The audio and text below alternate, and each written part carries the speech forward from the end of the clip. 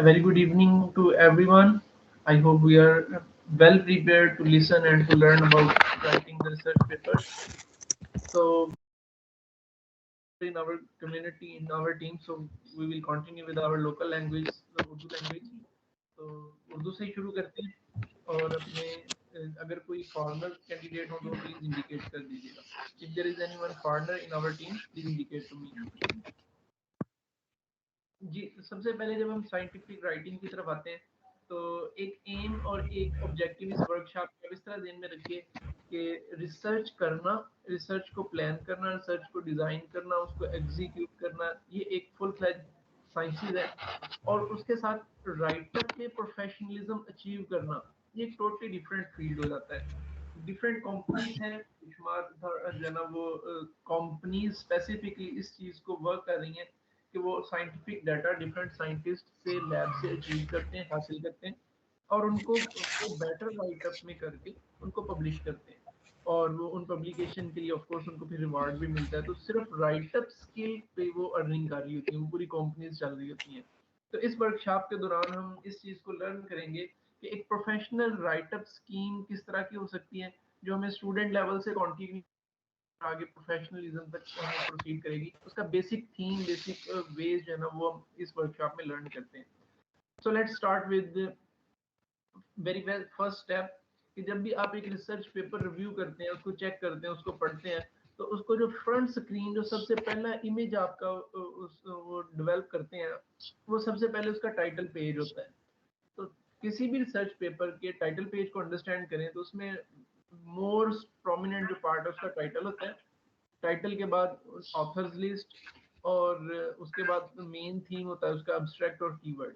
आपने इस पेपर को मजीद पढ़ना है कि नहीं पढ़ना, आप इसी चीज़ों से सिलेक्ट कर लेते हैं कि पेपर का टाइटल क्या है, वो आपकी स्टडी से रेलेवेंट है या नहीं है. अगर है तो आप डिलीट कर देते हैं या उसको स्किप कर देते हैं. इसी तरह हमारे किसी रिसर्च पेपर को नेक्स्ट किसी ऑडियंस में से किसी ने पढ़ना है, रीडर ने पढ़ना है या नहीं, वो सिर्फ टाइटल को पढ़ के सिलेक्ट कर लेते हैं. So you have to select a very precise, very beautiful and very attractive title for your research. Research आपने कोई भी की है उसका अट्रैक्टिव किस्म का ऐसा टाइटल होना चाहिए कि जो भी पेपर पढ़े वो टाइटल से आगे पढ़ने पे मजबूर हो जाए, सिर्फ टाइटल देख के रिजेक्ट या रिफ्यूज ना कर जाए. समटाइम हमारे रिसर्च के अंदर एक अच्छी खासी इंफॉर्मेशन होती है लेकिन वो टाइटल से चूंकि शो नहीं हो रही होती तो बहुत सारे लोग वहीं पे हमारी रिसर्च को आगे पढ़ते नहीं है. So the components on title page like title, the abstract and the keyword, these are the main components to search our research. And furthermore उसका क्रेडिट लेने के लिए, किसी भी पब्लिकेशन का, किसी की रिसर्च का क्रेडिट लेने के लिए उसके नंबर ऑफ ऑथर्स और उसके बाद कॉरस्पॉन्डेंस ये इंपॉर्टेंट होती है. आपके रिसर्च पेपर में नंबर ऑफ ऑथर्स और ऑथर लिस्ट एक मेजर कंपोनेंट होता है. आप लोगों ने पढ़ा भी होगा, किसी रिसर्च पेपर को देखेंगे तो उसमें सबसे पहला जो ऑथर होता है जिसको फर्स्ट ऑथर हम कहते हैं, तो mostly credit goes to first author. जिसने रिसर्च प्लान की है, डिजाइन की है, उसकी मेजर कंट्रीब्यूशन होती है, वो है फर्स्ट ऑथर. और उसके बाद एज पर कंट्रीब्यूशन हम ऑथर्स की लिस्ट जनरेट करते हैं, author 1, author 2, 3, 4, 5, 6 and so on. और जो बड़ी रिसर्चेज होती हैं उसमें कई जो है ना वो ऑथर्स होते हैं, 10-12 से भी ज्यादा ऑथर्स हो सकते हैं. तो first author is the most important कि फर्स्ट कंट्रीब्यूशन किसकी है. अच्छा, कुछ रिसर्चेज ऐसी होती हैं जिसमें एक से ज्यादा ऑथर की मेजर कंट्रीब्यूशन होती है, तो फिर उसको हम स्टार्टिंग में इक्वल कंट्रीब्यूशन के साथ ऑथर्स लिस्ट को शेयर करते हैं कि author number 1 and author number 2 both have the equal contribution, like that. उसके बाद कोरस्पोंडेंस या कोरस्पोंडिंग ऑथर का एक नंबर आता है कि रिसर्च का रिवॉर्ड जो है वो कोरस्पोंडिंग ऑथर को भी जाता है. अच्छा, कोरस्पोंडिंग जो है ना ये दो तरह से होती है. जब हम ऑथर लिस्ट डिजाइन करते हैं किसी रिसर्च में तो हम किसी एक को कोरस्पोंडिंग ऑथर नॉमिनेट करते हैं. तो मोस्टली जो हमारी रिसर्च के जो सुपरवाइजर होते हैं, जो हमारा बॉस होता है या इमीडिएट लॉ लैब हेड होता है, उसको हम कोरस्पोंडिंग ऑथर एलोकेट करते हैं, चाहे वो ऑथर लिस्ट में रिसर्च पेपर में पहले नंबर पे है, दूसरे पे या 40वें नंबर पे क्यों ना हो, आखिरी नंबर पे भी क्यों ना हो, तो उसको भी हम कोरस्पोंडिंग डिक्लेयर कर सकते हैं. कोरस्पोंडेंस पे आगे दो तरह की हो सकती है. एक तो ये कि आपकी रिसर्च कोरस्पोंडेंस, मोस्टली जो आपने रिसर्च पेपर कहीं डाउनलोड किए हो, पढ़े हो, तो उसमें जो कोरस्पोंडिंग ऑथर होता है मेनली, जैसे मैंने कहा कि वो लैब हेड होता है या बॉस होता है या जिसने वो सुपरवाइज की होती है रिसर्च, वो होता है. लेकिन मीनवाइल एक करस्पॉन्डेंस और भी हो सकती है कि जैसे आप देखें किसी रिसर्च पेपर में एक से ज्यादा करस्पॉन्डिंग ऑथर है, तो उसका एक मतलब ये होता है कि बॉस ही एक से ज्यादा है, प्रोजेक्ट में शेयरिंग है। या दूसरा मतलब ये होता है कि जो हैंडलिंग करस्पॉन्डेंस है वो किसी एक के लिए और रिसर्च करस्पॉन्डेंस किसी दूसरी ईमेल आईडी के लिए। लाइक फॉर एग्जांपल मैं स्टूडेंट हूँ और मेरा कोई बॉस भी है, तो मैं जब रिसर्च पेपर सबमिट करता हूँ तो मैं अपने बॉस को एज ए कोरस्पॉन्डिंग सुपरवाइजर रखता हूँ। लेकिन मीनवाइल चूंकि प्रोसीड तो मैं ही कर रहा हूँ और कोरस्पॉन्डेंस जो है यानी कम्युनिकेशन जो है जर्नल के साथ या ऑडियंस के साथ या रीडर्स के साथ वो मैं कर रहा हूँ, तो मैं अपनी ईमेल आईडी के साथ में एज ए कोरस्पॉन्डिंग ऑथर ही ऐड करता हूँ। तो कोरस्पॉन्डेंस दूसरा भी हो सकती है, यानी एक सुपरवाइजरी टाइप की, लेकिन उसको बहरहाल लिखा उसी तरतीब में ही जाता है। अच्छा चले, ये एक टाइटल पेज के कंपोनेंट मैंने शेयर किए। तो सबसे पहले जब हमने राइटिंग स्टार्ट करनी है तो टॉपिक सिलेक्ट करना होता है। जब हम रिसर्च डिजाइन करने लगते हैं, टॉपिक सिलेक्ट करते हैं, तो सबसे पहला स्टेप ये होता है कि हमने रिसर्च करनी क्या है। रिसर्च करने से पहले जो भी टॉपिक हम सिलेक्ट करते हैं, बाज़ औक़ात तो हम रैंडमली कर रहे होते हैं कि चले मैं वीट पे काम करता हूँ, चले मैं जो है ना वो बिजनेस मैनेजमेंट पे काम कर रहा हूँ, चले मैं इकोनॉमिक स्टडीज पे काम करता हूँ, सी पैक पे काम कर रहा हूँ। ये एक टॉपिक हो सकता है, लेकिन एक गुड टॉपिक के लिए, एक प्रिसाइज टॉपिक के लिए बेहतर है कि आप कुछ पहले डाटा रीड करें, उस डाटा को रीड करें और अपना एक आइडिया जनरेट करें। ये ध्यान में रखें कि जब हम चीज कोई पब्लिश करने लगते हैं, राइटअप में करते हैं, तो एक तो है कि आप आइडिया पब्लिश करते हैं, एक है आप डाटा पब्लिश करते हैं। कुछ डिस्क्रिप्टिव टाइप किस्म की रिसर्च होती है, तो डिस्क्रिप्टिव टाइप की जो रिसर्च है उसमें डाटा भी पब्लिश हो सकता है। लाइक मैंने एक एक्सपेरिमेंट किया, उसके रिजल्ट है, एनालिसिस के बाद वो रिजल्ट मैं पब्लिश कर रहा हूँ। लेकिन most of the cases result और एनालिसिस कॉमन ही होते हैं, सबके एक जैसे ही होते हैं, लेकिन उसमें आइडिया डिफरेंट होता है। उसको मैं एग्जांपल देता हूँ।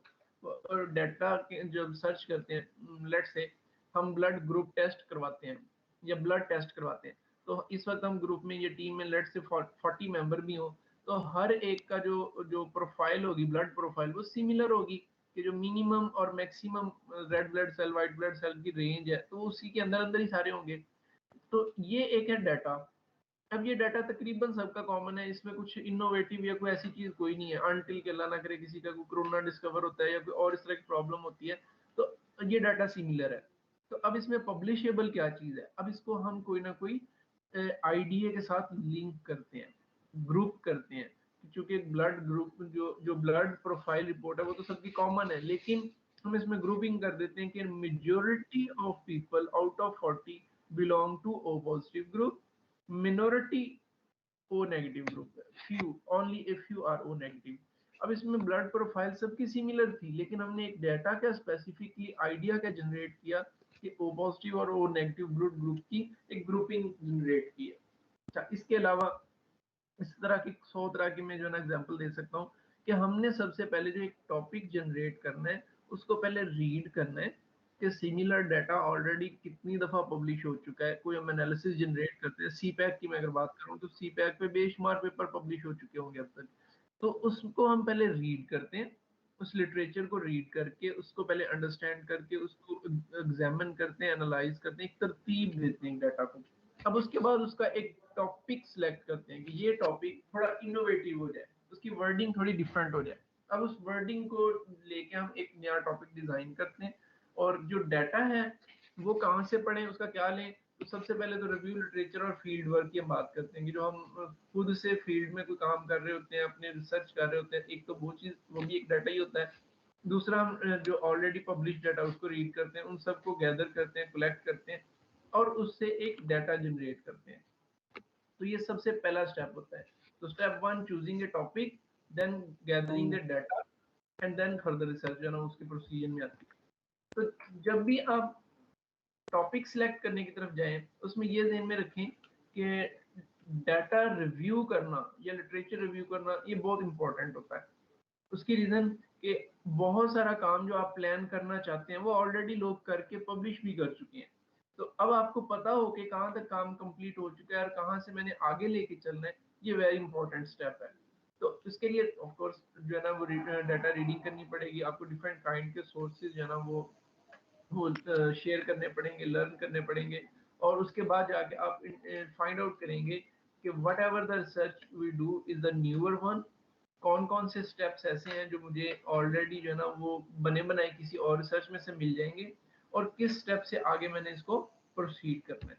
चलें, तो यहाँ तक जो है ना वो हमने एक जनरल आइडिया लिया कि किसी भी रिसर्च में जो रिसर्च वर्क है वो किस तरह प्रोसीड करता है, और उसमें हमने क्या चीज़ें जो है ना टॉपिक सिलेक्शन के लिए प्रोसीड करनी होती है, आइडेंटिफाई करनी होती है।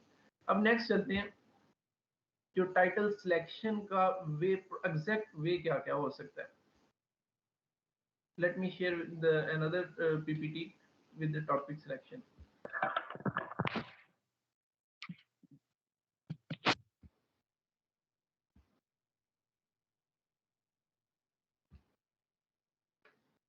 जी, तो फर्स्ट ऑफ ऑल जो टाइटल पेज का कंपोनेंट है वो टाइटल सिलेक्शन में, जैसे मैंने शुरू में भी कहा कि अच्छा एक टाइटल जो है उसके वेरी स्पेसिफिक फीचर्स होने चाहिए। Number one, it must be important to have a good title, कि जो टाइटल सिलेक्शन है उसकी कोई ना कोई इम्पोर्टेंस होनी चाहिए। अच्छा, उसमें हमें उसके फीचर्स जो हैं गुड टाइटल के वो इसमें डिस्कस करने हैं अभी नेक्स्ट स्लाइड में। उसके अलावा फिर हम जो है ना उसके जो स्ट्रक्चरल होना है उसको भी शेयर करते हैं। नंबर वन,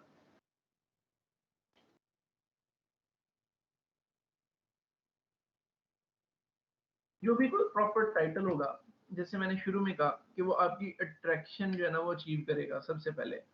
तो उस सेंस में आपको टाइटल ऐसा जनरेट करना है जो लगे कि हर एक की जरूरत है। लाइक आपने एक मोबाइल पे कोई आर्टिकल लिखना है, आप यूज करते हैं मोबाइल, तो मोबाइल कोई बहुत ज्यादा एक जो है ना वो अट्रैक्टिव वर्ड लग नहीं रहा, तो आप लिखते हैं कि शॉर्टकट्स इन मोबाइल यूज। अब वो शॉर्टकट्स के नाम पे ना थोड़ा सा वो अट्रैक्शन जनरेट होती है।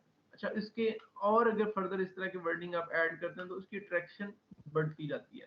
अच्छा, मीनवाइल आपकी रिसर्च का अगर कोई आउटकम स्पेशल है, कोई आउट क्लास किस्म की आपने आइडेंटिफिकेशन किया, तो वो टाइटल का हिस्सा बनाए। लाइक कोई जीन नया आइडेंटिफाई किया है, कोई बायोलॉजिकल साइंसेज वाले स्टूडेंट अगर अंडरस्टैंड कर रहे हो, तो कोई जीन नया आइडेंटिफाई किया है, तो उस जीन का नाम जो है ना वो उस टाइटल का हिस्सा बनाएगी, identification of X Y Z gene to develop the high yield plant, something like that. अच्छा, उसके अलावा अगर आपका राइटर स्टाइल ऐसा है कि जब आप उसके टाइटल जनरेट कर रहे हैं तो उसमें उसकी मेथोडोलॉजी को इंडिकेट करते हैं, उसकी जो है ना वो जो भी चीज़ें ऐड कर रहे हैं उसमें वर्डिंग बहुत अच्छी नोट करते हैं, और अपने रिजल्ट्स को जो है ना वो प्रेजेंट कर रहे हैं, लेकिन उसमें कोई प्रपोजिशन का वो जो वो मिस्टेक करते हैं, उसकी वर्डिंग में कोई स्पेलिंग मिस्टेक करते हैं, तो ये एक मेजर ड्रॉबैक होता है। तो ये ध्यान में रखें कि सिर्फ आपका टाइटल देख के लोगों ने आपकी जो है ना एक प्री पोजिशन बनानी है, एक जेन बनाना है कि ये रिसर्च कितनी वर्क की है। अच्छा, अब उसके बाद नेक्स्ट आ रहे हैं कि जब आपका टाइटल जो है ना सिलेक्ट सिलेक्ट हो रहा है, इसमें एक एलेबोरेशन होनी चाहिए, थोड़ी सी डिटेल है। जैसे मैंने अभी कहा कि एग्जांपल है जी मोबाइल, तो मोबाइल कोई अच्छा टॉपिक नहीं है। The use of shortcuts in mobile setting, अब ये इसकी एलेबोरेशन होगी, राइट। देन हम जब टाइटल सेलेक्ट कर रहे हैं तो उसको इमिटेट करें, मतलब कि उसको हम जो है ना वो जो क्लासिकल किस्म की टर्म्स हैं उनको यूज नहीं करें, प्रॉपर ग्रामेटिक टर्म्स को यूज करें। अच्छा, उसके अलावा थोड़ी इनोवेशन लेके आए, कि जो इनोवेटिव आइडियाज हैं वो आपके टाइटल में शो होने चाहिए। अच्छा, अगर आपने कोई ऐसा थीम लिया है जो किसी जो है ना जिसको कहते हैं प्रोवर्ब्स होते हैं, कोई कोटेशंस होती हैं, किसी का कॉल होता है, तो इस किस्म की चीज अगर नजर आती है तो आप टाइटल में शो करना चाहें तो वो इंडिकेट कर सकते हैं। अब स्पेसिफिक फीचर जो है ना वो वेरी क्विकली हम इसको इनलिस्ट करते हैं। किसी स्पेसिफिक टाइटल के कौन कौन से स्पेसिफिक फीचर्स हो सकते हैं, लाइक मीनिंगफुलनेस हो, कि जो भी आप टाइटल पढ़े कोई भी आपका वो फर्स्ट लुक में अट्रैक्ट करे, उसके कोई ना कोई मीनिंग हो, जस्ट एक जैसे ना वो आर्बिट्रेरी से ना हो। लास्ट टाइम एक स्टूडेंट की रिसर्च सुपरवाइज की मैंने, तो उसने एक थीसिस का टाइटल लिखा था और इस तरह लिखा कि लुक लाइक नॉवल का टाइटल हो, जैसे कोई नॉवल का डिजाइन करते हैं इस तरह का वो लिख रहा था, तो एक्चुअली वो जो साइंटिफिक आउटकम थी वो अवेलेबल नहीं हो रही थी। तो ये एक अच्छा आइडिया नहीं होगा अगर आप इस तरह का जो है ना वो रिजल्ट या वो चीजें लिख रहे होते हैं। तो देन आ रहे हैं यूनिकनेस। आप किसी चीज को एक एक टर्म में यूज करते हैं जो पहले से कई दफा हो चुकी है, लेकिन उसको एक नया लुक दे देते हैं, उसका एक प्रोस्पेक्टिव न्यू लेते हैं, देन वेरीफाई, बहुत अच्छा है। अगेन वही मोबाइल वाली वो मैंने एग्जांपल दी है, आप उसको हाईलाइट करते हैं और प्रेजेंट इस तरह करते हैं कि वो उसकी जो है वो एक आइडियोलॉजी एक नई जनरेट होती है, तो ये एक यूनिकनेस आपने टाइटल में जनरेट करनी होती है।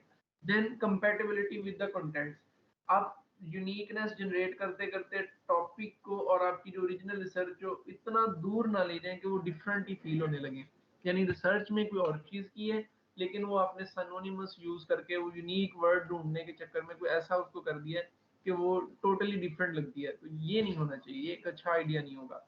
The good title must be very short, very attractive, very exploited, understandable, informative। Poetic अगर होगा तो जो है सोशल साइंसेज वाले हैं उनके लिए जो है ना वो ज्यादा इंटरेस्टिंग होगा कि अगर कोई पोइटिक हो या आइडियोसिंक्रेटिक किस्म का हो कि जिसमें कोई ईडियम टाइप की आपने चीजें यूज की हो। अच्छा, इसमें सबसे ज्यादा इम्पोर्टेंट जो जो सेकंड लास्ट और जो थर्ड नंबर पे है, सेकंड थर्ड में कोई ना कोई ऑब्जेक्टिव ओरिएंटेड हो।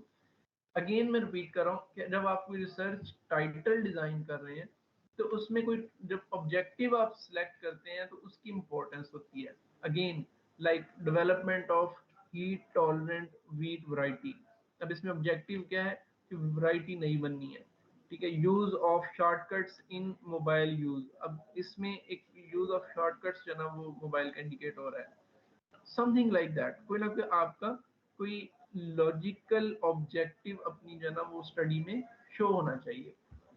देन फर्दर आ जाए, एक स्ट्रक्चरल पैटर्न भी होता है कि जब हम एक जो है वो सेंटेंस डिजाइन करते हैं, जैसे कि एक शायराना किस्म का कोई सेंटेंस बनाते हैं, तो शायरी में क्या होता है कि वर्ड तो वही होते हैं लेकिन अगर उसको तरतीब नाउन और वर्ब्स के आगे पीछे कर दें तो वो शेर सा लगने लगता है, अदरवाइज एक वो नसर की फॉर्म हो जाती है। इसी तरह जब टाइटल सेलेक्ट कर रहे हैं तो उसमें जो नाउन्स हैं या नाउन से रिलेटेड जो वर्ड्स आते हैं, लाइक फ्रेजेस हैं, उनको ज्यादा जो है ना वो यूज किया जाए। प्रोनाउंस जो है उनको ज्यादा यूज किया जाए, ना कि वर्ब्स को ज्यादा यूज किया, ता है, ती है, तू है वगैरह, या वर्ब इज, एम, आर वगैरह वो यूज नहीं करने चाहिए। प्रॉपरली नाउन्स जो है ना उसको यूज किया जाए। तो जितने ज्यादा नाउन ज्यादा होंगे तो उसमें वो जो एक अंडरस्टैंडेबल चीज आती है कि इसमें जो है वो मेथड कौन सा यूज हुआ है, रिजल्ट कौन सा यूज हुआ है। जैसे मैंने एग्रीकल्चर या बायोलॉजिकल साइंस की एग्जांपल दी कि उसमें डेवलपमेंट ऑफ न्यू वैरायटी या आइडेंटिफिकेशन ऑफ न्यू जीन, अब जीन जो है ना उसका नाम साथ में ऐड हुआ हो। और इसी तरह अगर सी पैक की बात करें, सी पैक इटसेल्फ एक नाउन है, तो नाउन जो है ना ये एक टाइटल में जितने ज्यादा होंगे वो उसका जो है ना वो श्योरिटी वो शो करता है। अच्छा, जितने भी टाइटल्स आप पढ़ेंगे तो उसमें वर्ब जो है ना अपनी पूरी एक सेंटेंस वाली पोजीशन में नहीं होता, यानी एक इनकम्प्लीट सेंटेंस की फॉर्मेट जो है टाइटल में नजर आती है। Like use of shortcuts in mobile, ये एक टाइटल बन जाता है, तो ये एक सेंटेंस तो नहीं है। लाइक अगर हम सेंटेंस की फॉर्म में लिखें we can use the shortcuts in mobile, अब वी कैन, अब ये इसके सेंटेंस की फॉर्मेट आ गई, तो जब टाइटल लिखें तो इसको इनकम्प्लीट सेंटेंस की फॉर्म में लिखते हैं, राइट। लाइक आइडेंटिफिकेशन ऑफ, अब आइडेंटिफिकेशन अगर ये वर्ब है तो इससे पहले कोई फाइल नहीं मैंने यूज किया, कोई सब्जेक्ट नहीं इसमें ऐड किया, क्यों? क्योंकि ये सेंटेंस की फॉर्मेट नहीं बनेगी, इनकम्प्लीट सेंटेंस की फॉर्मेट मुझे बनानी है। तो use of shortcuts in mobile, identification of new gene in wheat, तो इस तरह करके इसमें बगैर किसी सब्जेक्ट के हम ऑब्जेक्ट और वर्ब के साथ जो है ना सेंटेंस कंप्लीट कर रहे हैं, और ऑब्जेक्ट के अंदर यानी मफूल के अंदर मैक्सिमम नाउन और प्रोनाउंस वगैरह यूज कर रहे होते हैं। अच्छा, अब इसमें एक इससे ज्यादा इंपॉर्टेंट चीज है कि जब हमने वर्ब तो यूज करने नहीं है, नाउन और प्रोनाउन यूज करने हैं, तो ये रैंडम नहीं होने चाहिए कि ये भी मेरे सब्जेक्ट से रेलेवेंट लग रहा है तो ये भी रेलेवेंट लग रहा है, तो बहुत सारे कलेक्ट कर लें, यूं नहीं। Very brief, very concise and to the point with your own research. Exactly जो आपने काम किया है वो जो ना, अगर उसको मैं कहूँ सारे काम को आपने एक सेंटेंस में लिखना है तो वो आपका बेस्ट टाइटल हो सकता है। अच्छा, अब उसके अलावा क्वेश्चन मार्क या इस तरह के जो ना जो आपकी रिसर्च से हट के थोड़ा आइडिया जनरेट होने वाले हों, वो जो है ना वो अखबारों में तो अच्छे लगते हैं, कॉलम का टाइटल तो अच्छा होता है, लेकिन रिसर्च पेपर का टाइटल ऐसा नहीं होना चाहिए कि जिसमें कोई क्वेश्चन मार्क वाली बात हो। अब क्या होगा, कौन बनेगा करोड़पति, इस तरह के रिसर्च के टाइटल नहीं हो सकते। ठीक है, वो एक सोशल स्टडीज में और इस तरह की चीजों में तो शायद हो जाए, लेकिन जो साइंटिफिक रिसर्च है उसके टाइटल क्वेश्चन वाइज नहीं होते। या फिर जैसे कहते हैं what happen if the world population raise to 100 times. अब ये जो है ना तो बाजार तो अट्रैक्टिव लगता है, लेकिन ये क्वेश्चन मार्क टाइप है। अब इसमें क्या चीज स्टडी हुई होगी इस रिसर्च में, पॉपुलेशन में कैसे कैलकुलेट किया होगा, कोई इसमें आइडेंटिफिकेशन नहीं हो रही, कोई आइडिया नहीं जनरेट हो रहा। तो इट मस्ट बी अवॉइडेबल कि हम इसमें कोई क्वेश्चन मार्क या ना टाइटल के अंदर यूज करें। अच्छा, देन एक मिनिमम स्टैंडर्ड ऑफ रिसर्च जो है ना ये नहीं स्किप होना चाहिए। आपका मिनिमम स्टैंडर्ड ऑफ रिसर्च जो है ना वो आपको लगता है कि एक पीएचडी लेवल है, एक आपने जिनोमिक्स का कोई लेवल सेट किया है, आपने सोशल लाइफ का कोई एक एस्पेक्ट सेट किया हुआ है। तो अब आप एक जो मॉरल स्टैंडर्ड है उससे, जो स्टैटिस्टिकल स्टैंडर्ड है उससे, इससे नीचे जो है ना वो आप वो डिस्कशन नहीं करेंगे। मिसाल के तौर पे आपने एक रिसर्च जो है ना वो सेट की है, आप उसमें ह्यूमन में ब्रीडिंग को डिस्कस करना शुरू कर दें, तो ये एथिकल स्टैंडर्ड से लूज हो जाएगा। या आप समझते हैं कि जो है ना वो वैरायटी डेवलपमेंट, ये तो पुरानी बात हो गई है, कोई न्यू होना चाहिए। तो अब वो जो बहुत कॉमन चीजें हैं वो रिसर्च टाइटल का पार्ट नहीं बननी चाहिए। लेट से हम प्लांट ब्रीडिंग की बात करते हैं तो इसमें लाइन इनटू टेस्टर, डायलल, ये टेक्निक्स काफी पुरानी हो गई हैं। तो अब अगर इनको हम टाइटल में लिखते हैं ना तो वो टाइटल पढ़ के ही समझ आता है ये तो कोई पुराने पैटर्न की चीज लिखी है। तो बीइंग स्टैंडर्ड हमें कोई इस तरह का बनाना चाहिए जो न्यू कमर्स के लिए, नेक्स्ट आने वाली जनरेशन के लिए एक स्टैंडर्ड हो, ना कि हम किसी प्रीवियस पैटर्न को लेकर उसको फॉलो कर रहे हो। Example of good titles like growth mechanism of whiskers and the treatment of defect removal। इसमें ग्रोथ मैकेनिज्म ऑफ whisker एक मेथोडोलॉजी को डिस्कस किया, एक मेथड को डिस्कस किया, and treatment of defect removal. ये डिफेक्ट रिमूवल की जितने भी प्रॉब्लम है उसके लिए एक अट्रैक्शन जनरेट किया, writing and publishing professional papers. ठीक है, and analysis of effective learning strategies. अब इसमें जो है ना ज्यादा से ज्यादा हमने जो वो कोशिश की है कि नाउन और प्रोनाउंस को यूज किया जाए। इसी तरह के कुछ और एग्जांपल्स भी हैं, कॉन्फ्रेंसेस के टाइटल हैं और सो ऑन। एक टाइटल सिलेक्शन में जो नो हो है वो हमें जो इश्यूज के हवाले से होनी चाहिए। टॉपिक जब आपने लिखा है, जैसे स्टार्टिंग में कहा है कि हम ऐसे करते हैं कि बहुत ज्यादा स्पेसिफिक कर लेते हैं, और इतना ज्यादा स्पेसिफिक कि उतना पेपर में भी जो है ना उससे ज्यादा चीजें डिस्कस हुई होती हैं, तो एक्चुअली इतना स्पेसिफिक हो जाता है कि हमारा टाइटल पूरी रिसर्च को प्रेजेंट नहीं कर रहा होता। ये दुरुस्त आइडिया नहीं है। तो we must have some know about journalization, कि हमें अपने वर्डिंग को जर्नलाइज इतना करना है कि एटलीस्ट वो हमारे टॉपिक को पूरा कवर कर सके। अच्छा, एक और चीज, now how to look at issues from the philosophical prospective. Sometime एक ही जो है ना वो वर्ड की डिफरेंट सेंसेस जनरेट हो रही होती हैं, यानी एक बात को हम डिफरेंट मीनिंग्स में ले सकते हैं।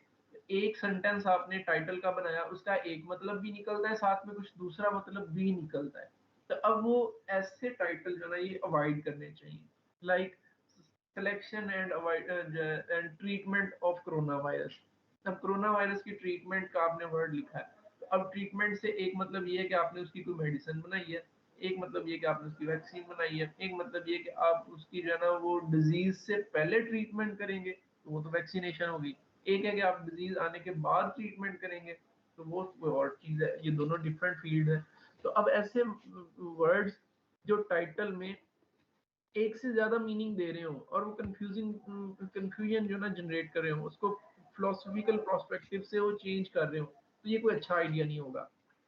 इसी तरह जो डिफरेंट हाइलाइट्स अबाउट किसी का नाम जो है ना उसमें हाईलाइट करना, know how to highlight what you want to express most namely and shining point of your piece. आप किस पार्ट ऑफ वर्क को ज्यादा हाईलाइट करना चाहते हैं, ये पहले आपको अपने आप में क्लियर होना चाहिए। आपने एक एक्सपेरिमेंट किया, उसको प्रूव करने के लिए दूसरा एक्सपेरिमेंट किया, तीसरा किया, चौथा किया, आपने इन सब में से हाईलाइट क्या करना है, आपने एक्सपेरिमेंट को हाईलाइट करना है या वो रिजल्ट जिसको बार बार आप डिफरेंट एक्सपेरिमेंट से प्रूव करें उसको हाईलाइट करना है। तो ये आपको खुद में पहले क्लियर होना चाहिए और फिर उसको एज ए शाइनिंग पॉइंट उसको नेमली उसके नाउन फॉर्म में टाइटल का हिस्सा बनाए। Then you must have know how to produce a short but meaningful title। एक अच्छा सा टाइटल बनाए जो आपको लगता है कि पूरी रिसर्च को आपकी को कवर कर सकता है, और उसके फिर वर्ड की कटौती शुरू करें कि इसमें से कौन सा लफ्ज अगर मैं निकाल भी दूं तो इसके मीनिंग जो बाकी रह जाएंगे, एक निकालें, दूसरा, तीसरा, चौथा, मैक्सिमम जितने वर्ड्स आप निकाल सकते हैं वो निकाल के देखें कि इसके बाद अगर मजीद के वर्ड टाइटल में से स्किप करेंगे तो उसके मीनिंग डिस्टर्ब हो जाएंगे। तो तब तक वो जो है ना उसके शॉर्ट वर्डिंग उसकी करते रहे। And lastly, we must have know how to add aesthetic tone to your title। जिस तरह जैसे मैंने कहा ना कोई शायराना किस्म का उसका टाइटल अगर बनता हो तो उसमें अट्रैक्शन डेवलप होती है। अगर ऐसा कोई बना सकते हैं दैट मस्ट बी सुटेबल। पहले एक एग्जांपल देखते हैं टाइटल की। एक टाइटल है जी अस्सलाम वालेकुम डॉक्टर फॉर साहब, लर्निंग। Sorry for interruption. जी जी स्लाइड पास हो गई हैं, इनको थोड़ा सा मतलब ऊपर नीचे करें तो ये ओके हो जाएंगी।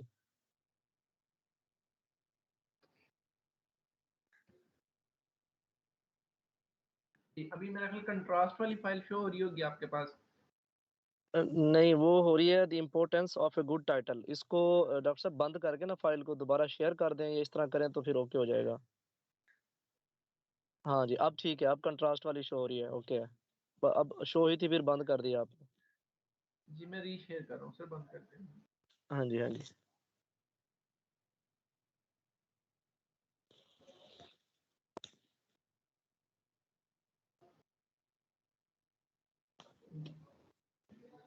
चलें, अब ये जस्ट एक एग्जांपल के तौर पे हम एक दो टाइटल देखेंगे, उनको आपस में कंपैरिजन करेंगे और देन नेक्स्ट अगले जो है ना हमारा इंट्रोडक्शन का एक टॉपिक है वो कीवर्ड सिलेक्शन का, उसको भी थोड़ा सा टच करेंगे। लेट्स से एक एग्जांपल है on learning foreign languages and cultural background teaching. अब एक वेरी क्लियरली इसके मीनिंग नजर आ रहा है, लेकिन इसको अगर हम चेंज करें foreign languages learning and cultural background teaching, अभी इसमें आर्टिस्टिक सा लुक भी आ रहा है ना। वर्डिंग हमने रिड्यूस किया है और उनकी वर्ड्स को जो है ना वो रीअरेंज किया है, तो उसमें देखें कितना जबरदस्त डिफरेंट मिल रहा है। अच्छा नेक्स्ट में आ रहे हैं एक एक टॉपिक मजीद, developing computer internet and the spread of culture and information. अब इस एक पूरे टाइटल में काफी सारी चीजें वेरी क्लियर है, अगर इसमें से रिड्यूस करना चाहें तो कौन कौन से वर्ड रिड्यूस हो सकते हैं, रिवाइज करें, developing computer internet and spreading culture and information. अब देखिए दोनों टाइटल सिमिलर है लेकिन इंफॉर्मेशन कैसी डिफरेंट वो प्रोवाइड कर रहे हैं, उसमें लुक कितनी अट्रैक्शन की वो मिल रही होती है। चलें, इस तरह के और गुड एग्जांपल कई हो सकती हैं। अब आ जाए अब्स्ट्रैक्ट राइटिंग पे। टाइटल सेलेक्ट करने के बाद आपको जो अब्स्ट्रैक्ट राइटिंग करनी है उसमें अगेन इसकी इंपॉर्टेंस को ध्यान में रखें कि आपका टाइटल जो पढ़ेगा उसके बाद वो उस वक्त आगे बढ़ेगा जब उसको जो है ना वो टाइटल से अट्रैक्शन हुई। अब देन आगे जब आते हैं तो नेक्स्ट टू पे होता है स्पेसिफिक ऑब्स्ट्रैक्ट। अब्स्ट्रैक्ट के अंदर आपके जो है ना methodology, importance and each and everything of research you have to summarise. अगर उसमें वेल समराइज्ड है तो जो है ना आपके फर्दर रिसर्च पेपर की वर्थ बनती है कि स्टूडेंट इसको कोई फर्दर पढ़ेंगे, उसको जो है ना वो साइट भी करेंगे, यूज करेंगे। तो इस सेंस में इसका एक लिंग्विस्टिक फीचर जो है ना वो ये होता है कि इसकी कंसाइजनेस। कंसाइजनेस का मतलब कि उसके वर्ड्स लिमिट जो है ना वो प्रिडिक्टेड होती है कि बस इतनी लेनी है, इससे ज्यादा नहीं। देन उसमें इंटीग्रिटी होती है। इंटीग्रिटी मीन आपने जो सेंटेंसेस लिखने हैं वो गिन के कोई 5 से 7 सेंटेंस होते हैं जो अब्स्ट्रैक्ट के अंदर आने हैं। तो एक सेंटेंस को दूसरे दूसरे का तीसरे तीसरे से चौथे का आपस में कोई लिंक भी समझ आ रहा हो, ठीक है। अगर वो उनके वो लिंक नहीं होगा तो वो जो है ना वो, वो रैंडम वर्डिंग होगी, उसका कोई मजा नहीं आएगा पढ़ने वाले को। उसके बाद एक इंटरेस्टिंग पॉइंट ये है कि अगर आप प्रॉपर अब्स्ट्रैक्ट लिखना चाहते हैं ना तो आप उसकी एक पहले एक लिस्ट करें, what, how, why and what happened. इन 3 4 जो है ना वो आंसर्स को लिखें एक एक जुमले में।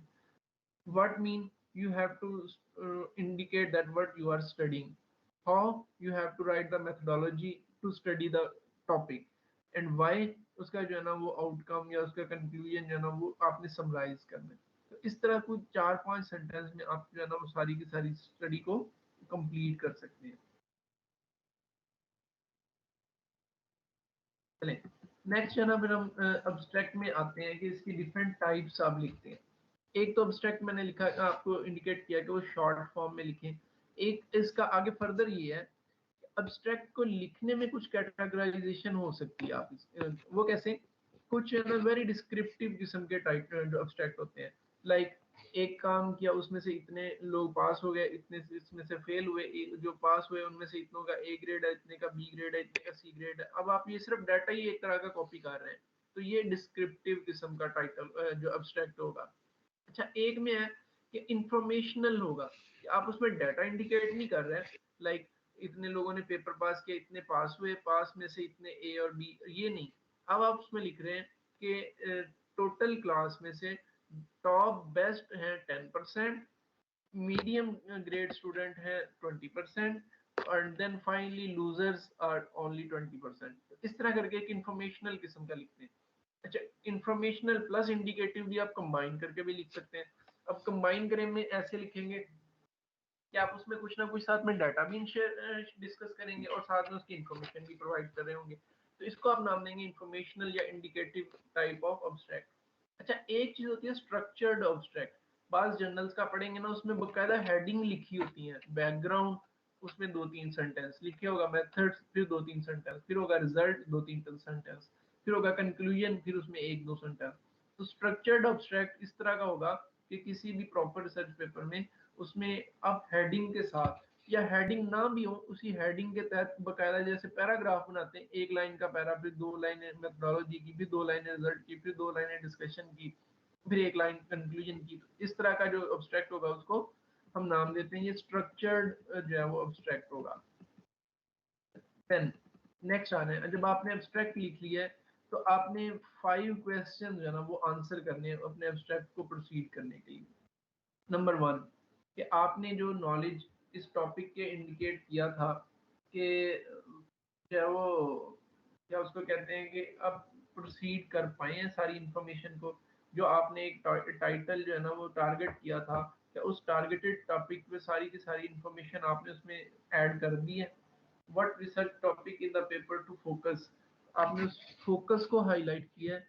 What methodology you have use, वो मेथोडोलॉजी इंक्लूड की है। फिर आपने कंक्लूजन को इंडिकेट किया है। एंड लास्टली आपके इस पेपर से टोटल कंट्रीब्यूशन क्या हो रही है रिसर्च में, क्या एक्चुअल आउटकम क्या है, वो आपने हाईलाइट करना होता है। तो इन सारे जो क्वेश्चंस का आंसर अगर आप लिखते जाएंगे तो वो आपकी जो है ना वो एब्स्ट्रैक्ट की अच्छी स्ट्रक्चर को डिजाइन करेगा। अच्छा इसमें कुछ मिस्टेक्स हैं एब्स्ट्रैक्ट लिखते हुए जो आ सकती हैं, ये इंपॉर्टेंट है, इनको नोट करना चाहिए। वो क्या है, मिक्स्ड राइटिंग स्टाइल। कभी आप मेथोडोलॉजी चल रही है, साथ ही रिजल्ट भी आ गया, एक मेथड लिखा उसका साथ में रिजल्ट लिख दिया, फिर एक और मेथड लिखा फिर उसका रिजल्ट, अब ये मिक्सिंग सी हो रही होती है, ये नहीं सही। अच्छा एक चीज होती है कि ओवर सिंप्लीफाइड, कोई इसमें टेक्निकल टर्म नहीं आपने यूज की, कोई साइंटिफिक म्यूटेशन नहीं आई, जस्ट उसको सिंप्लीफाई करके लिखी जा रहे हैं लिखी जा रहे हैं। तो यूं नहीं, उसकी वर्डिंग को सोनोनिमस को अच्छे से टेक्निकल से यूज करने होते हैं। कोई ऐसी चीज आपने यूज नहीं की तो वो आपका अच्छा ऑब्स्ट्रैक्ट नहीं कंसीडर होगा। एक बड़ा टिपिकल होता है मोनोटोनस एक्सप्रेशन, इट सिंपली जो है ना वो एक ही इज है मार गया, दिस इज ए आगे ये this is this is this is this is this is, वो इस तरह सेंटेंस जो लिखेंगे तो वो जो है ना वो गड़बड़ होगी, वो अच्छा वो साइंटिफिक स्टाइल नहीं कंसीडर होगा। एक होता है कि इनकम्प्लीट जो है ना वो वे, कि आपने स्टार्टिंग में जो है वो एक बात की थी कि ये रिसर्च वेरी इंपॉर्टेंट है to complete the role of CPEC in Pakistan. अब आपने ये लिख के आगे कोई ऐसी चीज निकालनी नहीं है कि जिससे उसका रोल क्लियर होगा हो, तो ये इनकम्प्लीटनेस फील होगी। इस तरह की रिसर्च जो है ना वो बैड इंप्रेशन जनरेट करती है। एक इससे इंटरेस्टिंग जो है ना मिस्टेक है जो अक्सर स्टूडेंट करते भी हैं, डिस्प्लेसमेंट ऑफ इंफॉर्मेशन। इंफॉर्मेशन तो है लेकिन उसकी प्रॉपर पोजीशन में नहीं लिखते। लाइक आपने स्टार्टिंग पे जहाँ पे इंपॉर्टेंस लिखनी थी उस पेपर की, वहां पे आपने रिजल्ट लिखने शुरू कर दिए और एंड पे उसकी इंपॉर्टेंस इंडिकेट करते हैं स्टडी की, तो वो ओवरलैपिंग हो जाती है। वो स्टडी की ना वो तरतीब दुरुस्त नहीं होने की वजह से वो इंफॉर्मेशन बस यूँ समझ लें कि वो ओवरव्यू हो जाती है, लोग उसको फोकस नहीं कर पाते। इस स्टेज पे लास्टली कीवर्ड्स कीवर्ड्स जो है ना वो चार पांच जो है ना नॉर्मली किसी भी वो रिसर्च पेपर में वो डिमांड होती है। अब जो कीवर्ड्स लिखते हुए अब ऐसे वर्ड्स को लिखा जाता है कि जो अगर आप गूगल में करें तो वो सबसे पहले आपका पेपर इंडिकेट होता हो। अब वीट पे काम करें, आपने एक जो है ना वो वर्ड लिखा है वीट। अब वीट पे तो सैकड़ों नहीं तो लाख हजारों नहीं तो सैकड़ों पेपर डाउनलोड होने के लिए वो सामने गूगल पे खुल जाएंगे। आपके पेपर में ऐसी क्या कीवर्ड वाली कोई चीज हो कि जो सबसे पहले हाईलाइट हो। So you must write the focus on your study. आपने किस चीज को स्पेसिफिकली किया, जाहिर है आप जो रिसर्च कर रहे हैं जो पब्लिश करना चाह रहे हैं यूनिक तो है, तभी तो वो रिसर्च है। तो आखिर उसमें कौन सी चीज यूनिक है वो हाईलाइट करें as a keyword. Then you may also write the methods like GMOs, genetic modification, वो आप हाईलाइट करते हैं। तो ये एक जो है ना वो जो भी कोई जेनेटिक मॉडिफिकेशन पे काम दिखेगा तो सबसे पहले आपका पेपर उसके सामने आना चाहिए। जीन आइडेंटिफिकेशन की बात करें तो वो भी इसमें मेथोडोलॉजी में clear. Your prospective, future prospective में कि जैसे दुनिया की पॉपुलेशन 2050 में किस तरफ जा रही है उससे रेलेवेंट आपने कोई इंफॉर्मेशन दी है तो उसमें फ्यूचर प्रोस्पेक्टिव्स को हाईलाइट करें, like food security, climate change. इस तरह की जो फ्यूचर प्रोस्पेक्टिव्स हैं उनको यहाँ पे हाईलाइट करना बहुत इंपॉर्टेंट होता है। अच्छा, जब हम एब्स्ट्रैक्ट वाला पार्ट या ये टाइटल पेज वाले कंपोनेंट पूरे करते हैं तो यहाँ पे वेरी नेक्स्ट स्टेप जो होता है वो कंपोनेंट या बॉडी ऑफ रिसर्च पेपर वो होता है इंट्रोडक्शन का। इंट्रोडक्शन में आपने जो है ना रिसर्च की क्या चीज लिखनी होती है। तो जब आप इंट्रोडक्शन लिख रहे हैं तो उसमें कुछ चीजों को फोकस करना है। Let's see start from the next PPT. मैं आपको उसमें कुछ इंट्रोडक्शन की कंपोनेंट्स शेयर करना चाहूंगा।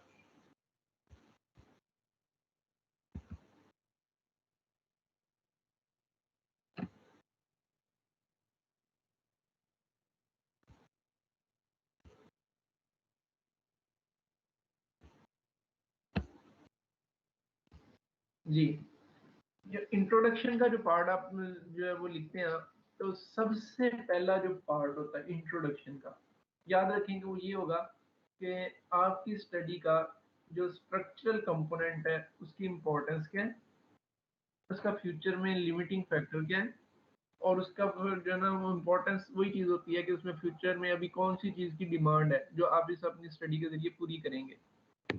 और उसके साथ साथ जो है ना वो आप अदर फंक्शन उसके शो करते होते हैं। Introduction to the subject, limiting to the research scope, starting the journal purpose and showing the writing arrangement. ये आपने एक इंट्रोडक्शन में तीन चार चीजें कंप्लीट करनी है। सबसे पहले ये कि आप किस चीज में इस वक्त जो है वो प्रॉब्लम है, आप उस प्रॉब्लम को सॉल्व करना चाहते हैं अपनी स्टडी के जरिए, उसको हाईलाइट करें। अपनी स्टडी को नैरोअर डाउन करके उसकी कोई बाउंड्री डिजाइन करें कि उसमें ड्राउट रेजिस्टेंस पे काम कर रहे हैं, क्लाइमेट चेंज पे काम कर रहे हैं, एनवायरमेंटल फैक्टर में। तो अब एनवायरमेंटल फैक्टर बहुत सारे हैं, इसमें से कौन से टेम्परेचर पे, रेनफॉल पे, विंड वेलोसिटी पे किस पे काम कर रहे हैं। अगर टेम्परेचर पे कर रहे हैं तो उसमें किस पे कर रहे हैं, लो टेम्परेचर पे या हाई टेम्परेचर पे। तो अपने जो जो इंट्रोडक्शन आप डिजाइन करें उसमें अपनी जो है ना वो स्कोप को क्लियरली प्रेजेंट करें कि हमें किस चीज पे काम करना है, अपने पैरामीटर को वाजे करें, उसकी जो थ्योरेटिकल बैकग्राउंड है उसको प्रेजेंट करें कि जो ड्राउट है या टेम्परेचर है इसकी वजह से फसलों का नुकसान हो रहा है, या सी पैक में जो अगर हमको काम करें तो ह्यूज पॉपुलेशन या सोशल मीडिया का रोल है उसमें जो है वो सी पैक में क्या रोल हो सकता है। इस तरह करके अपने स्फीयर को एक लिमिटिंग डायरेक्शन में लेके आए। इसकी एक रॉन्ग एग्जांपल जो है कि यूँ समझ लें, एक नेगेटिव एग्जांपल ये है कि मुझे एक स्टूडेंट ने ना वायरसेस पे काम किया है, वो कॉटन वायरस पे काम कर रहा है और वो अब वो कॉटन वायरस पे जो काम कर रहा है वो डिस्कशन कर रहा है कॉटन की, यानी वो स्टार्ट कर रहा है कि कॉटन की ये इंपॉर्टेंस है या कॉटन की ये इंपॉर्टेंस है। हालांकि उसने पूरी स्टडी में कॉटन पे काम ही नहीं किया, वो पूरी स्टडी में उसने काम किया था कॉटन वायरस पे। तो अब उसको चाहिए था कि अपने फोकस को स्कोप को नैरो डाउन करता वायरसेस पे, और वायरसेस की जो पॉपुलेशन और उसका इफेक्ट और डिफरेंट क्रॉप्स में उसका इफेक्ट और स्पेसिफिकली फिर कॉटन में उसका इफेक्ट, यानी वायरस को डिस्कस करता है इसका इफेक्ट क्या है वो ठीक है, लेकिन कॉटन को डिस्कस करना वो स्टडी का स्कोप नहीं था। तो इसलिए ये एक रॉन्ग डायरेक्शन होगी। देन फर्दर आ रहे हैं कि जो भी आप स्टडी कर रहे हैं उसकी कोई जो लिमिटिंग फैक्टर है उसको हाईलाइट करें। मिसाल के तौर पे the problem is within the scope of CPEC or whatever. The approach under study only applied to specific जो भी उसकी रीजन है, यानी आपने कोई एक एग्जांपल, एक जो स्कोप ऐसा आइडेंटिफाई किया कि इसको सॉल्व करना है इस स्टडी के जरिए, वो आपकी इंट्रोडक्शन के पार्ट में वेरी क्लियरली प्रेजेंट होना चाहिए। देन आ जाए स्टेटिंग ए जर्नल पर्पस। तो अब आपने जब एक चीज स्पेसिफाई की है, तो स्पेसिफाई एकदम नहीं करेंगे उसको, पहले एक जर्नल आइडिया से फिर नैरो डाउन करते हैं। जैसे मैंने कहा कि क्लाइमेट चेंज एक मेजर फैक्टर है दुनिया भर में। अब क्लाइमेट चेंज में बहुत सारे फैक्टर हैं, टेम्परेचर उसमें से मोस्ट इंपॉर्टेंट है। अब टेम्परेचर में भी जो है ना, फिर लो टेम्परेचर भी कुछ कंट्रीज में, हाई टेम्परेचर भी। तो हाई टेम्परेचर जो है ना, ये दिन ब दिन ग्लोबल वार्मिंग की रीजन बन रहा है। तो अब जर्नल से स्पेसिफिक की तरफ इसको जो है ना, वो एक पर्पस को डिजाइन किया जाता है। उसके बाद फिर फर्दर स्टेप एक ये आता है कि आप इंट्रोडक्शन के अंदर अपना राइटिंग अरेंजमेंट भी इंडिकेट करते हैं, लॉजिकल अरेंजमेंट इंडिकेट करते हैं। आप उसमें जो है ना, वो इंट्रोडक्शन में इंडिकेट करते हैं कि जो हम ग्लोबल ग्लोबल वार्मिंग पे काम कर रहे हैं, इसके अंदर हमने बेस जो है डाटा गैदर किया, हमने इसमें जो है ना वो drone drone based data collect किया, इसमें हमने 50 कंट्रीज का डाटा कलेक्ट किया। तो ये बड़ा इंफॉर्मेटिव है। तो उसके बाद आप जो है ना उसको एक स्पेसिफिक जो है ना वो अरेंजमेंट में लेके चलते हैं कि हमने इसको जो है वो जियोलॉजिकल स्टडी बनाया है, या हमने इसको आर्टिफिशियल इंटेलिजेंस बेस्ड स्टडी बनाया है। तो उसके अपनी जो राइटिंग स्ट्रेंथ है वो इसमें इंडिकेट करते हैं, ताकि जो नेक्स्ट पढ़ने वाला है उसको अंडरस्टैंडिंग हो सके। अच्छा, अगर आपने कोई स्पेसिफिक टूल इसमें स्टडी किया, जैसे मैंने आर्टिफिशियल इंटेलिजेंस या किसी और चीज का, रोबोटिक्स का नाम लिया हो, तो अब आप उसकी इंपॉर्टेंस भी इंट्रोडक्शन में लिखते हैं कि आर्टिफिशियल इंटेलिजेंस या रोबोटिक्स जो है ना वो रिसेंट एडवांसमेंट्स हैं अपनी इस रिसर्च में, तो हमने इसको कंज्यूम किया इस रिसर्च के अंदर। अब स्ट्रक्चरल फीचर्स में आने की जो इंट्रोडक्शन जो है, वो एक्चुअली आपकी जो प्रॉपर स्टडी है उसका बैकग्राउंड जो है ना, वो उसका एक स्ट्रक्चरल फीचर है। अब उस स्ट्रक्चरल फीचर में आपने अपनी पूरी स्टडी का एक बैकग्राउंड प्रेजेंट करना है। देन अपनी जो टोटल ऑब्जेक्टिव है उसमें इसको प्रेजेंट करना है। लास्ट में अब इसको 2-3 सेंटेंस में समराइज कर रहा हूँ अपनी पूरी इस इंट्रोडक्शन वाले पार्ट की समरी को, कि आपने जब किसी रिसर्च पेपर का जो है वो लिखना है इंट्रोडक्शन, तो सबसे पहला एक पैरा लिखना है अपने टॉपिक को इंट्रोड्यूस कराते हुए, उसका बैकग्राउंड देना है, लाइक वीट में इस वक्त चीज क्या है। देन नेक्स्ट पैराग्राफ उसकी प्रॉब्लम को डिस्कस करने वाला हो कि इस वक्त करंटली किस चीज पे इशू है जिसको हम अपनी रिसर्च के जरिए सॉल्व करेंगे। तीसरा पैराग्राफ आपका जो है ना वो उसके एक्सपेक्टेड जो है ना वो फ्यूचर प्रोस्पेक्टिव को हो। और लास्ट पैराग्राफ में टू दी पॉइंट आप अपने ऑब्जेक्टिव को क्लियर करेंगे कि this study aim to design आगे जो भी चीज है। तो ये चीज आप इस तरह लिखेंगे तो आपके जो है ना वो इंट्रोडक्शन वाला पार्ट कंप्लीट होगा। तो लेट्स से अगर आपको इसमें से कोई क्वेश्चन हो या कुछ कंफ्यूजन हो या कुछ पूछना चाह रहे हो तो प्लीज।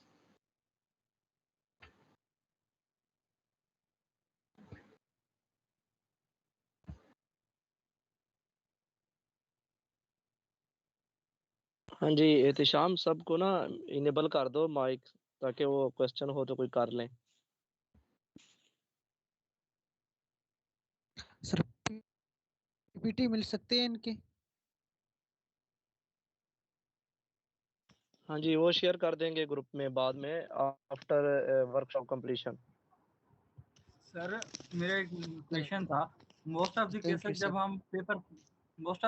जब हम पेपर पढ़ रहे होते हैं, इंट्रोडक्शन पढ़ते हैं, तो कभी कभार उसके मतलब हमें इस तरह से नहीं नजर आते हिस्से, या उसके इस तरह से पार्ट्स नजर नहीं आते, मतलब पढ़ने से या थारोली रीड से हमें ये चीजें नजर नहीं आती।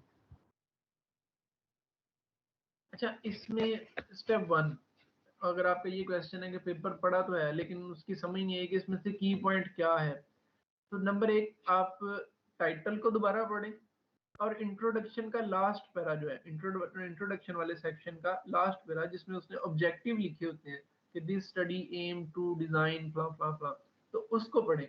इंट्रोडक्शन का जो लास्ट पैरा और टाइटल दोनों को इकट्ठा रख के पढ़ेंगे ना, तो कुछ ना कुछ चीजें समझ आने लग जाती है। Okay sir. सर कुछ रिसर्च पेपर्स ऐसे होते हैं जो बहुत सी चीजों को क्लियर करते हैं, बहुत सी चीजें लिखे होते हैं सर। मुझे आपकी बात नहीं समझ आई, दोबारा प्लीज दोबारा करिएगा। सर कुछ रिसर्च पेपर ऐसे होते हैं जिनमें बहुत सी चीजें और लिखी होती है, इनसे डिफरेंट लिखी होती है, जैसा कि ओरिजिन है, ओरिजिन के अलावा इसके अंदर बहुत से और चीजें लिखी होती हैं।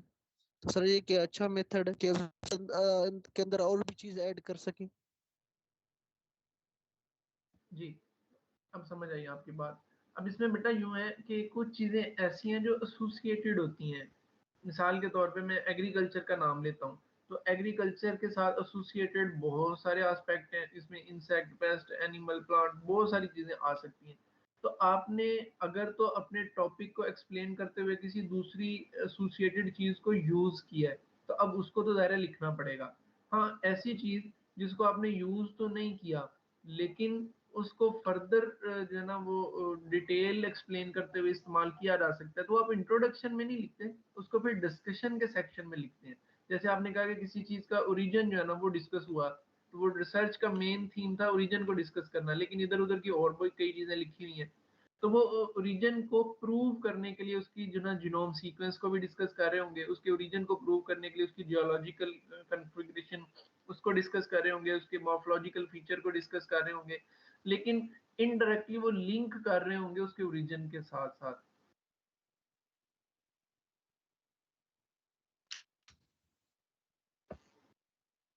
शाबाश, गुड क्वेश्चंस। Anything else?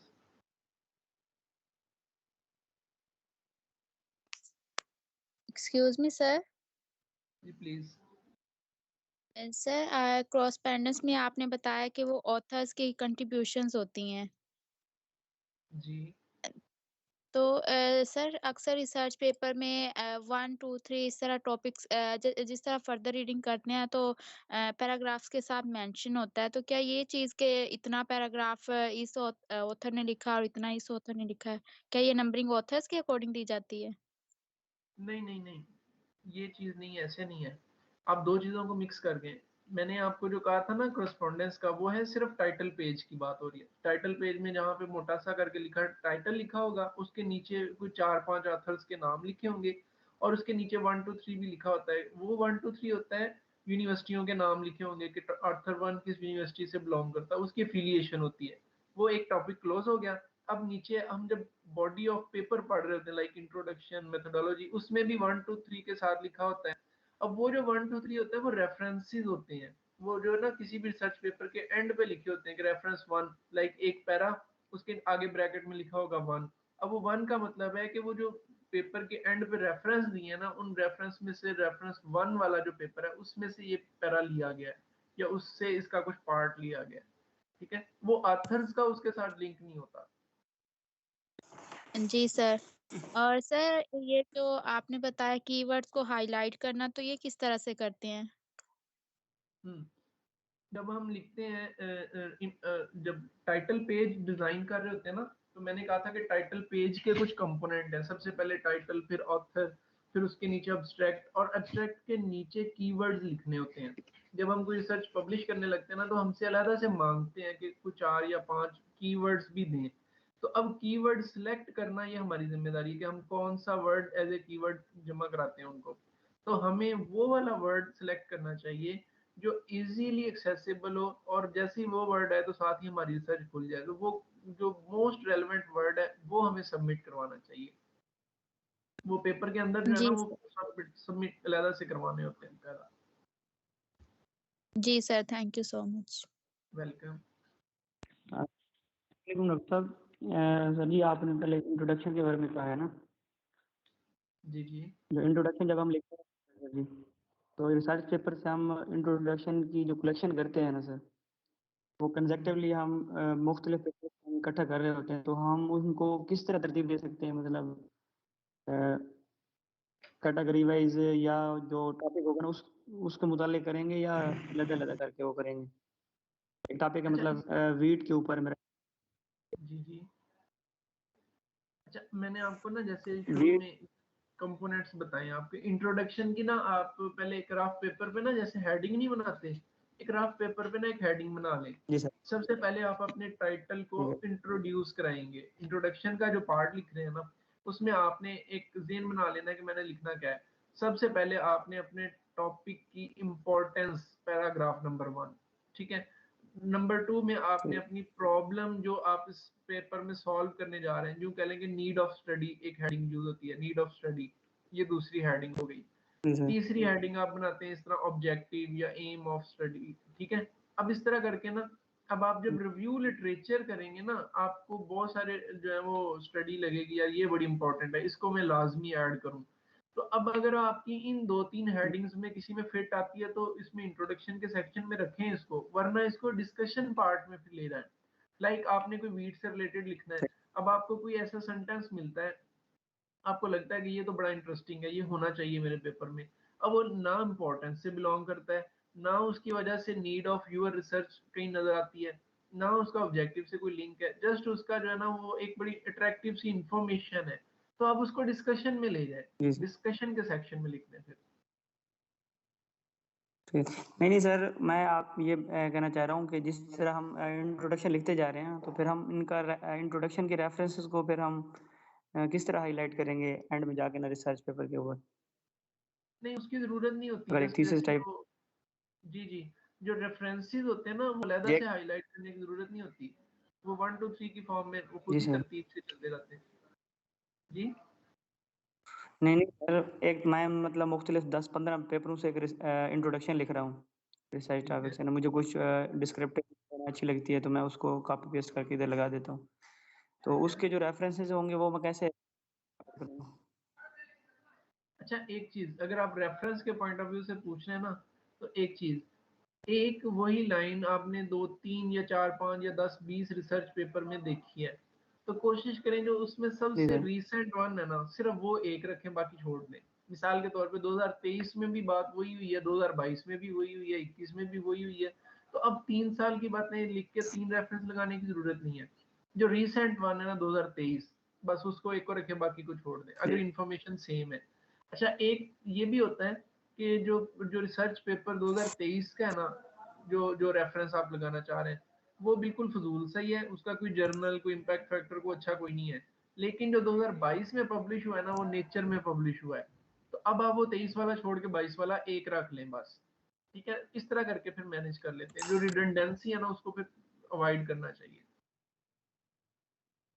जी सर। चलो ठीक है सर, थैंक यू। सर तो ये सर ये क्वेश्चन था कि अगर हम मतलब कि इम्पैक्ट फैक्टर पेपर का अच्छा करना चाहते हैं, मतलब किसी अच्छे जर्नल में पब्लिश करना चाहते हैं, तो उसके लिए लैंग्वेज बेस करती है, मतलब कि लैंग्वेज या कोई न्यू इनोवेशन हो। अगर सिंपल लैंग्वेज हो, मतलब सिंपल इंग्लिश वर्डिंग, जैसे अंग्रेज तो नहीं है, मतलब सिंपल लैंग्वेज हो, तो वो उससे जर्नल में पब्लिश हो सकता है, वो जो नेचर में। अच्छा बेटा, एक चीज है, जब हम जब पब्लिश कर रहे हैं ना, तो हम पहले से जर्नल सेलेक्ट कर चुके होते हैं कि हमने किस जर्नल में ये सबमिट करवाना है। आगे उसका इम्पैक्ट फैक्टर बढ़ाना ये जर्नल वाले खुद ही कर लेते हैं, ठीक है ना, कि उन्होंने उसकी साइटेशन कैसे बढ़ानी है। तो जो रही बात लैंग्वेज की, तो जब एक पेपर रिव्यू होता है ना, अगर तो वो आपकी लैंग्वेज उसके मिनिमम स्टैंडर्ड पे पूरी उतरती है, तो फिर ही वो एक्सेप्ट करते हैं। अगर वो जो है वो उसकी लैंग्वेज इतनी वीक या पुअर है कि वो जो जो एक्सटर्नल एग्जामिनर है, रिव्यूअर है, उनको समझ ही नहीं आ रही, तो वो वहीं से पेपर रिजेक्ट हो जाता है या वापस आ जाता है, जिसकी वर्डिंग जो है ना वो अप्रूव करके दोबारा भेजें, तो वो वहीं से रिकवर कर लेते हैं। भाई एक दफा जब वो अप्रूव हो जाता है, पेपर एक्सेप्ट हो जाता है, तो इट मीन कि आपकी लैंग्वेज का इशू नहीं है, लैंग्वेज का इशू कंप्लीट हो चुका है, उसमें कोई प्रॉब्लम नहीं है। अब अगर आपके आगे इम्पैक्ट फैक्टर कम होता है ना, तो इम्पैक्ट फैक्टर बेटा आपके किसी एक पेपर की वजह से नहीं कम हो रहा होता है, इम्पैक्ट फैक्टर होता है अच्छा एक दोस्त है यार, बैग रख के गया। हाँ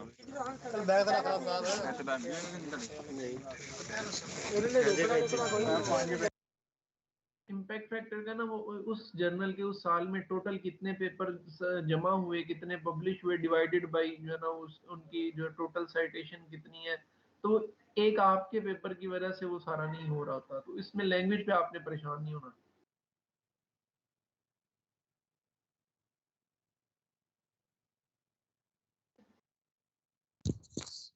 सर पाकिस्तान में रिसर्च की क्या स्कोप है सर? अक्सर हम देखते हैं कि फॉरेन आतर रिसर्च लिखते हैं, पाकिस्तान में इतने खास नहीं होते सर, इसके क्या वो है? पाकिस्तान में क्या चीज खास नहीं होती, सॉरी? पाकिस्तान में इतनी ज्यादा रिसर्चेज नहीं होती बनस्पत फॉरेन कंट्रीज के। फॉरेन कंट्रीज अक्सर ज्यादा ऑथर्स वो लिखते हैं, पाकिस्तानी नहीं होते हैं सर। तो क्या अच्छा, पाकिस्तान में सर इन रिसर्च की डिमांड नहीं है या इसको? उसमें बेटा दो तीन चीजें हैं। एक तो हमारे हिसाब से कंट्रीज को थोड़ा रिड्यूस करना चाहिए, ऐसा नहीं है जैसा आप कह रहे हैं। आप पूरी दुनिया की पॉपुलेशन और सिर्फ पाकिस्तान की पॉपुलेशन को जब कंपेयर करेंगे कि दुनिया में इतने अरब लोग हैं और उनमें से पाकिस्तानी सिर्फ 22 करोड़ है, तो अब ऑफ कोर्स उसमें से पढ़े लिखे या पब्लिश करने वाले तो थोड़े से ही बचते हैं ना। तो फ्रीक्वेंसी जो हमारे पाकिस्तानी पब्लिशर्स की होगी और बाकियों की ऑफ कोर्स उसी रेशियो से होगी ना। अगर सिर्फ मैं इंडिया और पाकिस्तान की कंपैरिजन में लूं, तो पाकिस्तान में 4 सूबे हैं तो इंडिया के 26 सूबे हैं। चाइना के जो है ना वो तकरीबन जो 30 के करीब सूबे वो गए। तो अब ऐसे कंपैरिजन हम पॉसिबली कर नहीं सकते ना, ये एक लॉजिकल कंपैरिजन नहीं है। दूसरी बात ये कि अगर हम इम्पैक्ट फैक्टर वाइज बात करते हैं कि जो पाकिस्तानियों के पेपर अगर नेचर में भी क्यों नहीं जाते, तो अब लैब फैसिलिटीज एक अलग टॉपिक होता है कि हमारे बेशुमार पाकिस्तानी स्कॉलर्स ऐसे हैं जो फॉरेन कंट्रीज में जाके और पाकिस्तान के नाम से पेपर पब्लिश कर रहे होते हैं। तो ये आपका जो है ना विजन कि पाकिस्तानियों के पेपर इतने नहीं होते हैं, ये इसको मैं डिनाई करता हूँ, ऐसा नहीं है। अगर हम कंपैरेटिव एनालिसिस में देखेंगे तो जितनी पाकिस्तान की पॉपुलेशन है और जितने रिसर्चर हैं, जितनी लैब फैसिलिटीज हैं, उसके हिसाब से जबरदस्त पेपर पाकिस्तान से जा रहे हैं। चलें डॉक्टर साहब, बहुत शुक्रिया। Thank- मेरे ख्याल में अब thank you, किसी का कोई क्वेश्चन नहीं, अगर कोई क्वेश्चन है तो कर सकता है। तो नेक्स्ट लेक्चर हमारा स्टार्ट होने वाला है, डॉक्टर इफ्तिखार साहब ने हमें ज्वाइन किया हुआ है, तो वो लेक्चर स्टार्ट करेंगे।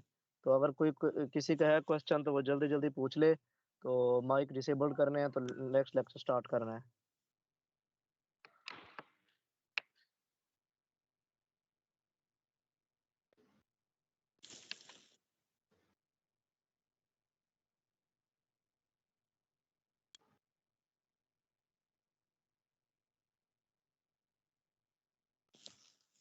जी डॉक्टर इफ्तिखार साहब, आप अवेलेबल हैं तो आप शेयर करें और अपना माइक वगैरह ऑन करें।